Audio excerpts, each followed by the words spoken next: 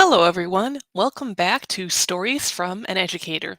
In this series, I share a story that took place in my career in education, what I learned from it, and how it can be applied to you. In the United States, seasonal illnesses are upon us.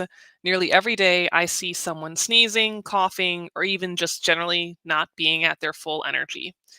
While as a teacher, there are many stories I could tell you about managing a temporary illness in the classroom.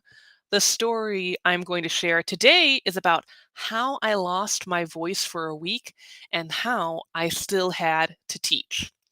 I was teaching high school social sciences at the time, and I felt completely fine, except I could not speak above a whisper.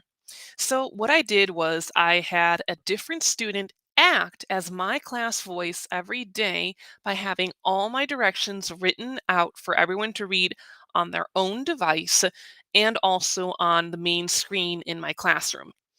This solution may or may not work for your age range, but I wanted to share it with you in case you encounter a similar scenario.